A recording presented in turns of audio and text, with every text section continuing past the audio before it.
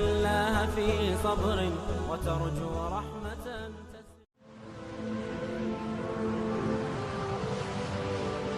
حضرت عمر رضی اللہ تعالیٰ عنہ جب ایمان لائے تو آپ نے ایک ایک کافر کے گھر کے دروازے پہ کھڑے ہو کے کہا کہ تم کمزوروں کو مارتے تھے، میں تمہیں بتانے آیا ہوں میں محمد عربی کا نوکر بن گیا۔ بلکہ آپ نے اعلان کیا جس نے اپنی بیوی کو بیوہ اور بچوں کو یتیم کروانا ہو اور اپنے ماں باپ کی کمر کو جھکانا ہو وہ عمر کے مقابلے میں آئے۔ اللہ اکبر۔ زنیرہ نامی ایک خاتون تھی، بہت کمزور، راوی کہتا ہے کہ اس کی ہڈیوں میں گودا نہیں تھا، عشق رسول تھا، اور اس کا ظالم آقا اس کو مارتا ہے، اور جب مار مار کے تھک جاتا ہے ادھر سے عمر آ رہے ہیں، یہ اسلام لانے کے پہلے کی کہانی ہے، ادھر سے عمر آ رہے ہیں تو اس نے کہا عمر تم جوان آدمی ہو تو یہ چھوڑتی نہیں ہے اپنے نبی کا نام، ذرا تم آؤ۔ عمر کوڑا پکڑ لیتے اسے مارتے مارتے تھک جاتے ہیں تو پانی پینے لگتے ہیں، تو کہتے ہیں مجھے تیرے پہ ترس نہیں آیا لیکن میں ذرا پانی پینے لگا ہوں، اور پھر گلے کے اندر ڈال کر کے کوڑا اور اس کی رسی کو بل دیتے ہیں اور اس کی آنکھیں باہر نکل آتی ہیں اور کہتے ہیں بلا اپنے نبی کو جو تیری آنکھوں کی بینائی واپس کرے۔ اللہ اکبر۔ تو اس نے آسمان کی طرف منہ کر کے کہا مالک میں کبھی بھی آنکھوں کی بینائی نہ مانگتی لیکن اب تیرے نبی کی عزت کا سوال ہے۔ آنکھوں کی بینائی واپس ہو جاتی ہے۔ زنیرہ کو بڑا مارا، آج عمر گلیوں میں آنکھوں میں آنسو ہیں اور عجیب دل بے تاب ہے اور کہتے ہیں آؤ بھئی میں حضور کا غلام بن گیا ہوں، تمہیں بتانے آیا ہوں۔ زنیرہ نے موڑ کاٹا تو آگے عمر یہ آواز دے رہے تھے۔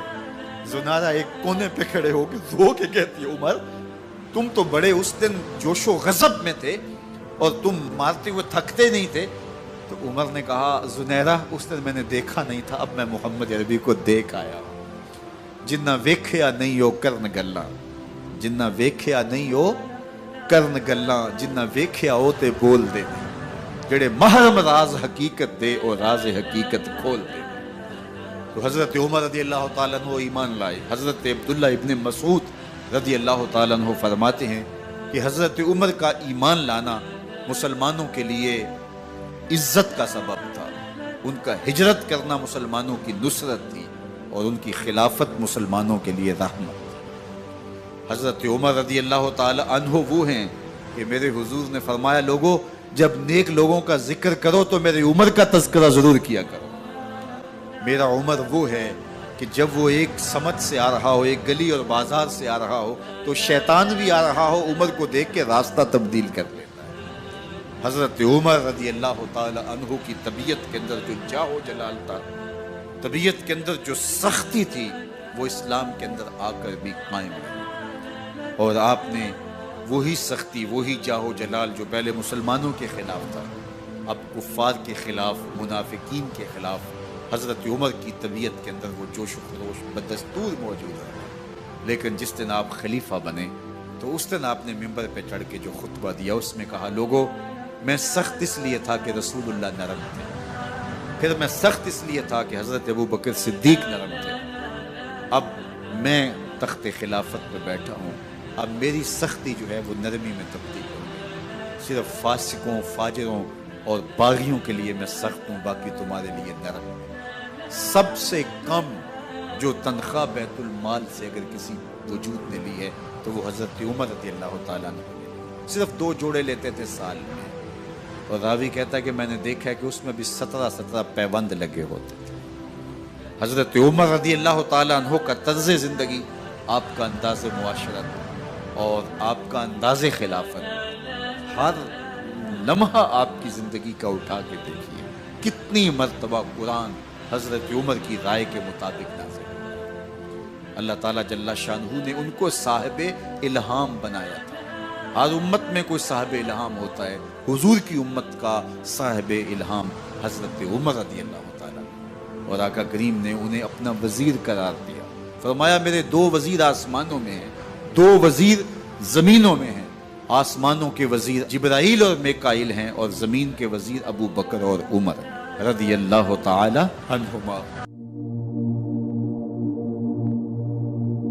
ایک دن حضرت عمر بیٹھ کے رو رہے تھے، تو کسی نے کہا حضرت رو کیوں رہے ہیں؟ فرمایا کہ میں اس لیے رو رہا ہوں کہ فلاں پل سے بکریاں گزری ہیں، تو پل کے اندر شکستگی تھی، ٹوٹا ہوا تھا پل درمیان میں، اس میں ایک بکری کی ٹانگ ٹوٹ گئی ہے، تو میں ڈرتا ہوں کہ میرا رب یہ نہ پوچھے کہ عمر تو نے پل صحیح تعمیر نہیں کروائے تھے کہ ایک بکری کی ٹانگ کیوں ٹوٹی ہے۔ یہ ہیں حضرت عمر رضی اللہ تعالی عنہ۔ اللہ اکبر۔ تو اللہ تعالیٰ جل شانہ نے حضرت سیدنا عمر بن خطاب رضی اللہ تعالیٰ عنہ سے جو کام لیا، مختصر دور خلافت کے اندر 10 سال 6 ماہ 4 دن آپ نے خلافت فرمائی ہے، لیکن کہاں سے چلے اور یہاں مکران تک، بلوچستان کا حصہ ہے، یہاں تک آپ کے سلطنت کی حدود وسیع، ادھر آرمینیا تک جا پہنچے، حمص فتح کیا، قادسیہ، یرموک۔ آپ ذرا دیکھیے کہ کہاں تک آپ کی فوجوں کے گھوڑے دوڑتے رہے، اور اللہ تعالیٰ جل شانہ نے ان کو جو توانائی، عدل و انصاف کی قوت عطا فرمائی۔ اللہ اکبر۔ جب زمین پہ عدل کیا ہو تو زمین بھی حکم مانتی ہے، اور حضرت عمر وہ تھے جن کا حکم ہوائیں بھی مانتی تھی، زمین بھی مانتی تھی، جن کا حکم جو ہے وہ آگ بھی تسلیم کرتی تھی اور دریا بھی ان کا حکم مانا کرتے تھے۔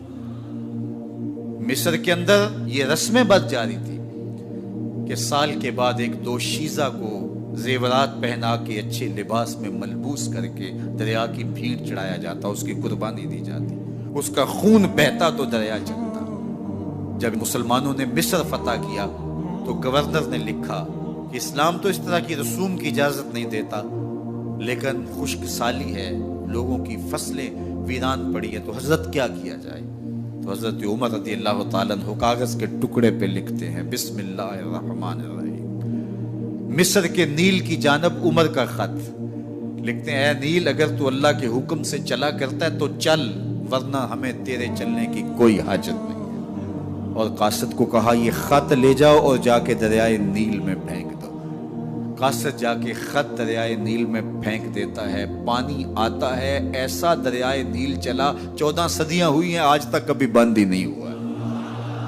دریا حکم مانتے، آگ نکلتی ہے، لوگ حضرت عمر رضی اللہ تعالی عنہ کے پاس آئے، حضرت لاوا پھوٹا ہے، آگ نکل رہی ہے اور مدینے کی طرف بڑھ رہی ہے، اب کیا کیا جائے؟ فائر بریگیڈ تو زمانے میں تھی نہیں۔ عمر نے اپنی قمیض اتاری، جس قمیض پہ 17 پیوند لگے ہوئے تھے چمڑے کے، کہا یہ قمیض لے جاؤ، جدھر آگ بڑھ رہی ہے آگے ڈھالنا، آگ پیچھے بھاگ جائے گی۔ زلزلہ آتا ہے تو زمین پہ درہ مارتے ہیں، زمین رک جا، کیا عمر نے تیری چھاتی پہ عدل نہیں کیا ہے؟ تو یہ عمر ہیں رضی اللہ تعالی عنہ کہ جن کے انصاف کی وجہ سے، جن کے عدل کی وجہ سے اللہ تعالیٰ کی رحمات، اس کی برکات کا نزول ہوتا تھا، اور اللہ تعالیٰ نے مسلمانوں کو وہ آبرو مند حکومت دی۔ کائنات کی تاریخ کے اندر ایسی حکومت آپ نے نہیں دیکھی ہوگی جو حضرت عمر نے حکومت کی ہے۔ اللہ اکبر۔ فرمایا فرات کے کنارے پہ ایک کتا بھی پیاسا مر گیا تو اس کا حساب بھی عمر سے ہوگا۔ باہر سے سفیر آتا ہے اور آ کے پوچھتا ہے کہ میں امیر المومنین کے، مسلمانوں کے حکمران کے محل میں جانا ہے، تو مسکرا کے کہتے ہیں ہمارے امیر کا تو کوئی محل نہیں ہے۔ کہا کہاں ہے تمہارا امیر؟ کہا مسجد نبوی میں ہوگا یا بیت المال کی اونٹوں کی دیکھ بھال میں لگا ہوگا۔ وہ جب گئے تو مسجد میں نہیں ہے، اللہ اکبر، وہاں گئے تو وہاں بھی نہیں ہے۔ پھر کیا دیکھتے ہیں کہ عمر رضی اللہ تعالی عنہ جنت البقیع کے پاس ایک درخت کے نیچے اینٹ کا سرانہ رکھ کے سوئے ہوئے، تو اس نے کہا عمر تو نے عدل کیا ہے، تجھے کچی اینٹ پہ بھی نیند آ گئی، ہمارے حکمرانوں نے انصاف نہیں کیا، اور وہ بند اور محفوظ کمروں کے اندر بھی سکون اور چین کی نہیں سو سکتے۔ حضرت سیدنا عمر رضی اللہ تعالیٰ عنہ نے اس طرح ان امور سلطنت نبھائے۔ آپ دن کو لوگوں کی دیکھ بھالی کرتے، لوگوں کی ضروریات سنتے سمجھتے، اور جب رات پڑتی لوگ سو جاتے، عمر مدینے کی گلیوں میں پہرا دیتے۔ کائنات نے کوئی ایسا بھی حکمران دیکھا ہوگا؟ اللہ اکبر۔ وہ مجاہد جو مختلف محاذات پہ گئے ہوئے ہوتے، ان کے گھروں کی دیکھ بھالی کرتے، ان کی ضروریات کا خیال رکھتے، ان کی آبرو کا پہرا دیتے۔ راتوں کی تنہائیوں کے اندر حضرت عمر اٹھتے اور جا کے گشت کرتے، چکر لگاتے، دیکھتے کوئی آنکھ پر نم نہ ہو، مفلسی کا کسی گھر میں ماتم نہ ہو۔